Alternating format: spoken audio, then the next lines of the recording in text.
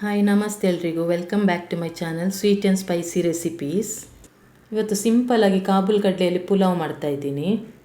ಇದು ಬ್ರೇಕ್ಫಾಸ್ಟಿಗೆ, lunch ಬಾಕ್ಸಿಗೆಲ್ಲ ಸೂಪರಾಗಿರುತ್ತೆ. Simple ಇಂಗ್ರೀಡಿಯೆಂಟ್ಸಲ್ಲಿ ಮಾಡುವಂಥ ಈ ರೆಸಿಪಿಯನ್ನು ಯಾವ ರೀತಿ ಮಾಡೋದು ಅಂತೇಳಿ ನಿಮ್ಮ ಜೊತೆ ಇವತ್ತು ನಾನು ಶೇರ್ ಮಾಡ್ತಾಯಿದ್ದೀನಿ. ನಾನಿಲ್ಲಿ 1 ಕಪ್ನಷ್ಟು ಬಾಸ್ಮತಿ ಅಕ್ಕಿ ತೊಗೊಂಡಿದ್ದೀನಿ. ನೀವು ಬೇಕಂದರೆ ಸೋನಾ ಮಸೂರಿ ಅಕ್ಕಿಯಲ್ಲೂ ಮಾಡ್ಬೋದು. ಇದನ್ನು ಇವಾಗ 1-2 ಸಲ ಚೆನ್ನಾಗಿ ತೊಳ್ಕೊಂಡು ಅರ್ಧ ಗಂಟೆ ತನಕ ನೆನೆ ಹಾಕಬೇಕು. ನಂತರ ಯಾವ ಕಪ್ನಲ್ಲಿ ನಾನು ಅಕ್ಕಿ ತೊಗೊಂಡಿದ್ನೋ ಅದೇ ಕಪ್ನಲ್ಲಿ ಅರ್ಧ ಕಪ್ನಷ್ಟು ಕಾಬೂಲ್ ಕಡಲೆಯನ್ನು 7ರಿಂದ 8 ಗಂಟೆ ತನಕ ನೆನೆ ಹಾಕಿದ್ದೆ. ಇವಾಗ ಇದಕ್ಕೆ ಉಪ್ಪು ಹಾಕದೇನೆ 2-3 ವಿಷಿಲ್ ಬರೋ ತನಕ ಬೇಯಿಸಬೇಕು. ನೋಡಿ, 3 ವಿಷಿಲಾಗಿ ತಣ್ಣಗಾದ ನಂತರ ಈ ಕಡಲೆನೆಲ್ಲ ತೆಗೆದು ನಾನೊಂದು ತಟ್ಟೆಗೆ ಹಾಕಿಡ್ತಾ ಇದ್ದೀನಿ. ಈ ರೀತಿ ತಟ್ಟೆಗೆ ಹಾಕಿಟ್ಟ ನಂತರ ಈ ನೀರನ್ನು ಹಾಗೆ ಪಕ್ಕಕ್ಕಿಡಿ. ಇದು ಆಮೇಲೆ ನಮಗೆ ಬೇಕಾಗುತ್ತೆ. ನಂತರ ಯಾವುದಾದ್ರೊಂದು ದಪ್ಪ ತಳ ಇರುವಂಥ ಪಾತ್ರೆಗೆ 1/4 ಕಪ್ನಷ್ಟು ಎಣ್ಣೆ ಹಾಕ್ಕೊಳ್ಬೇಕು. ಅದರ ಜೊತೆಲೇ 1 ಸ್ಪೂನ್ನಷ್ಟು ತುಪ್ಪ ಎಲ್ಲ ಚೆನ್ನಾಗಿ ಕರಗಿದ ನಂತರ 1 ಸ್ಪೂನ್ನಷ್ಟು ಜೀರಿಗೆ, 2 ಏಲಕ್ಕಿ, 1 ತುಂಡು ಜಾವಿತ್ರಿ, ಲವಂಗ 5, 2 ಇಂಚಷ್ಟು ಚಕ್ಕೆ, ಒಣಮೆಣಸು 3 ಮತ್ತು 1 ಸ್ಪೂನ್ನಷ್ಟು ಕಾಳು ಮೆಣಸನ್ನು ಹಾಕಬೇಕು. ಇದನ್ನು ಸ್ವಲ್ಪ ಘಮ ಬರೋ ತನಕ ಫ್ರೈ ಮಾಡ್ಕೊಳ್ಳಿ. ನಂತರ 1 ಮೀಡಿಯಮ್ ಸೈಜ್ನ ಈರುಳ್ಳಿ, 8ರಿಂದ 10 ಬೆಳ್ಳುಳ್ಳಿಯ ಸಳನ್ನು ಉದ್ದಕ್ಕೆ ಕಟ್ ಮಾಡಿ ಹಾಕಬೇಕು. ಅದರ ಜೊತೆಲೇ 3 ಹಸಿಮೆಣಸನ್ನು ಚಿಕ್ಕದಾಗಿ ಕಟ್ ಮಾಡಿ ಹಾಕ್ತಾಯಿದ್ದೀನಿ.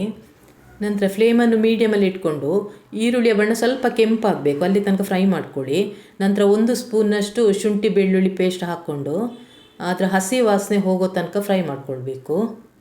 ಒಂದು 10 ಸೆಕೆಂಡ್ ತನಕ ಫ್ರೈ ಮಾಡಿದ ನಂತರ 1 ಮೀಡಿಯಮ್ ಸೈಜ್ನ ಟೊಮೆಟೊನ ಚಿಕ್ಕದಾಗಿ ಕಟ್ ಮಾಡಿ ಹಾಕ್ತಾಯಿದ್ದೀನಿ.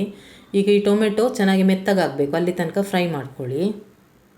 ಟೊಮೆಟೊ ಮೆತ್ತಗಾದ ನಂತರ ಬೇಯಿಸಿಟ್ಟಿರುವಂಥ ಕಡಲೆ, ನಂತರ 1/4 ಕಪ್ನಷ್ಟು ಮೊಸರು ಹಾಕಬೇಕು.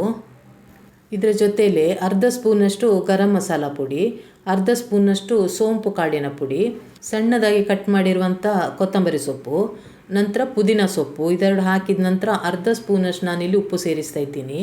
ನಾನು ಕಡಲೆ ಬೇಯಿಸ್ಬೇಕಾದ್ರೂ ಉಪ್ಪು ಹಾಕಿಲ್ಲ. ಇವಾಗ ಅರ್ಧ ಸ್ಪೂನಷ್ಟು ಹಾಕ್ಕೊಂಡು ಈ ಮಸಾಲೆಯಲ್ಲೇ ಕಡಲೆ ಸ್ವಲ್ಪ ಹೊತ್ತು ಫ್ರೈ ಆಗಬೇಕು. 2-3 ನಿಮಿಷ ತನಕ ಬೇಯಿಸ್ಕೊಳ್ಳಿ. ಉಪ್ಪನ್ನೆಲ್ಲ ಚೆನ್ನಾಗಿ ಕಡಲೆ ಹೀರ್ಕೊಳ್ಬೇಕು. 3 ನಿಮಿಷ ತನಕ ಬೇಯಿಸಿದ ನಂತರ 1 ಕಪ್ ಅಕ್ಕಿಗೆ ನಾವು 2.5 ಕಪ್ನಷ್ಟು ನೀರು ಹಾಕಬೇಕಾಗತ್ತೆ. 2 ಕಪ್ನಷ್ಟು ನಾನಿಲ್ಲಿ ಕಡಲೆ ಬೇಯಿಸಿರುವಂಥ ನೀರು ಹಾಕ್ತಾ ಇದ್ದೀನಿ. ಅದರ ಜೊತೆಲೇ ಅರ್ಧ ಕಪ್ನಷ್ಟು ನೀರನ್ನು ಸೇರಿಸ್ತಾ ಇದ್ದೀನಿ. ಒಟ್ಟು 1 ಕಪ್ ಅಕ್ಕಿಗೆ 2.5 ಕಪ್ನಷ್ಟು ನೀರು. ಇವಾಗ ಫ್ಲೇಮನ್ನು ಹೈಯಲ್ಲೇ ಇಟ್ಕೊಂಡು ಕುದಿಲಿಕ್ಕೆ ಬಿಡಬೇಕು. ಈ ರೀತಿ ಕುದಿಲಿಕ್ಕೆ ಶುರುವಾದಾಗ ನಾವು ನೆನೆಸಿಟ್ಟಿರುವಂಥ ಅಕ್ಕಿಯನ್ನು ಸೇರಿಸಬೇಕು. ಅಕ್ಕಿ ಹಾಕಿದ ನಂತರ ಒಂದು ಸಲ ಚೆನ್ನಾಗಿ ಮಿಕ್ಸ್ ಮಾಡಿಕೊಂಡು ಉಪ್ಪೆಲ್ಲ ಕರೆಕ್ಟಾಗಿದೆ ಅಂತ ಒಂದು ಸಲ ಚೆಕ್ ಮಾಡ್ಕೊಳ್ಳಿ. ಕಡಿಮೆ ಇದ್ದರೆ ಇವಾಗ ಸೇರಿಸ್ಬೋದು. ನೋಡಿ, ಈ ರೀತಿ ಅಕ್ಕಿ ಹಾಕಿದ ನಂತರ ಒಂದು ಕುದಿ ಬರೋ ತನಕ ಹೈ ಫ್ಲೇಮಲ್ಲೇ ಇಟ್ಕೊಂಡು ಕುದಿ ಬರಲಿಕ್ಕೆ ಶುರು ಆಗ್ತಿದ್ದಾಗೆ ಒಂದು ಸಲ ಚೆನ್ನಾಗಿ ಮಿಕ್ಸ್ ಮಾಡ್ಕೊಳ್ಳಿ. ನಂತರ ಫ್ಲೇಮನ್ನು ಕಡಿಮೆ ಇಟ್ಟು 15 ನಿಮಿಷ ತನಕ ಮುಚ್ಚಳ ಮುಚ್ಚಿ ಬೇಯಿಸಬೇಕು. ನೋಡಿ, 15 ನಿಮಿಷ ತನಕ ನಾನು ಲೋ ಫ್ಲೇಮಲ್ಲೇ ಬೇಯಿಸಿದ್ದೀನಿ. ನಂತರ ಸ್ಟವ್ ಆಫ್ ಮಾಡಿ ಒಂದು 2 ನಿಮಿಷ ಬಿಟ್ಟ ನಂತರ ನಾನು ಮುಚ್ಚಳ ಓಪನ್ ಮಾಡ್ತಾಯಿದ್ದೀನಿ. ನೋಡಿ, ಉದುರುದ್ರಾಗಿರುವಂಥ ಕಾಬೂಲ್ ಕಡಲೆ ಪುಲಾವ್ ರೆಡಿಯಾಗಿದೆ. ಯಾವಾಗಲೂ ಒಂದೇ ರೀತಿಯಲ್ಲಿ ಪುಲಾವ್ ಮಾಡ್ತಾಯಿದ್ರೆ ಈ ವಿಧಾನದಲ್ಲಿ ಒಮ್ಮೆ ಟ್ರೈ ಮಾಡಿ ನೋಡಿ.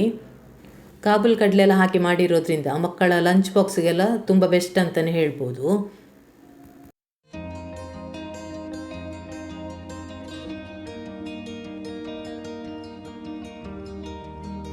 ನಿಮಗೆ ಈ ರೆಸಿಪಿ ಇಷ್ಟ ಆಗಿದರೆ ಒಂದು ಲೈಕ್ ಕೊಡಿ. ಸಾಧ್ಯವಾದಷ್ಟು ಎಲ್ಲರ ಜೊತೆ ಶೇರ್ ಮಾಡಿ. ಹೊಸಬರು ಯಾರಾದರೂ ನನ್ನ ವೀಡಿಯೋವನ್ನು ಫಸ್ಟ್ ಟೈಮ್ ನೋಡ್ತಾ ಇದ್ದರೆ ದಯವಿಟ್ಟು ಸಬ್ಸ್ಕ್ರೈಬ್ ಮಾಡಿಕೊಂಡು ನೋಡಿ.